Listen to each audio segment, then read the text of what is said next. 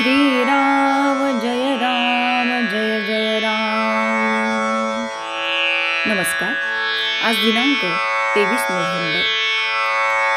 आजचा विषय आहे भगवंत कल्पनेच्या पलीकडे आहे। मनुष्याचा स्वभावच असा असतो की आपल्या कल्पनेत जेवढे येते तेवढेच आपण सत्य मानतो, पण आपली कल्पनाच किती संकुचित असते याचा कुणी विचार करीत नाही। जो कल्पनेच्या पलीकडे आहे, जिथे कल्पना थांबते, ज्याला कल्पना बांधू शकत नाही, त्याला कल्पनेने कसे ओळखता येईल? जो ज्ञानाच्या पलीकडे राहिला आहे, त्याला माझ्या तोकड्या ज्ञानाने कसे अजमवता येणार? माझ्या बुद्धीच्या पलीकडे तो आहे, तेव्हा त्याच्या इच्छेनेच त्याचे खरे ज्ञान होणार आहे। अविद्या ती हीच की आपल्या कल्पनेने होणारे ज्ञान हेच खरे मानणे। याकरता श्रद्धा आणि कल्पना यातला फरक ओळखावा। खरी श्रद्धा तीच की जी कल्पनेच्या पलीकडे राहते। प्रल्हादा इतके आपण नामाला सत्यत्व देत नाही।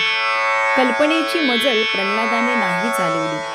कल्पनेच्याही पलीकडच्या गोष्टी जर आपल्या यशकंचित संसारात सुद्धा घडतात, तर भगवंत त्या कल्पनेच्या पलीकडे राहिला असे मानायला काय हरकत आहे? सूर्यप्रकाश जसा सर्व ठिकाणी भरलेला असतो, त्याप्रमाणे देवळात, घरात, तीर्थक्षेत्रात सर्व ठिकाणी परमात्मा भरलेला आहे। परमात्मा फक्त विद्वानांचा आणि श्रीमंतांचा नसून तो सर्वांचा आहे। भगवंत सर्वांचा आहे, म्हणूनच सर्वांना तो सुसाध्य असला पाहिजे। एखादा मोठा गणिती हिशेब लवकर सुरू करू शकतो, परंतु खेडे गावातले अडाणी लोक गणित न शिकताही हिशेब बरोबर करतात आणि त्यांचा व्यवहार बरोबर चालतो। तसे विद्वानाला कदाचित भगवंत लवकर प्राप्त होईल, पण अडाणी माणसाला देखील तो प्राप्त होऊ शकेलच।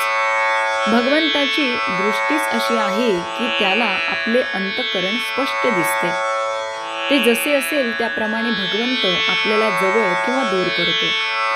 मनुष्य जन्माला आला की सगळी नाती त्याला आपोआप येतात। त्याचप्रमाणे परमात्मा आनंदरूप आहे असे म्हटले की बाकीचे सर्व गुण त्यामध्ये आले असे समजावे। जसा मारुतीमध्ये देव अंश होता, तसाच तो आपल्यामध्येही आहे। त्याने तो फुलविला, पण आपण झाकून तो विझवून टाकला। याला काय करावे? मामलेदाराला बरोबर असलेल्या शिपायाची भीती वाटत नाही, चोराला मात्र त्याच्या बरोबर असलेल्या शिपायाची भीती वाटते। त्याचप्रमाणे भगवंत आपल्या पाठीमागे आहे ही जाणीव ज्याला असते, त्याला उपाधीची भीती वाटत नाही, कारण ती त्याच्याच इच्छेने आली आहे अशी त्याची खात्री असते। आपण आपले मागले घडलेले सर्व भगवंताला अर्पण करावे, मग पुढची जबाबदारी त्याच्यावर पडते। तात्पर्य, जे निश्चित नाही त्याचे नाव कल्पना होय। देव आहे असे निशंकपणाने वाटणे हे ज्ञान होय। श्रीराम जय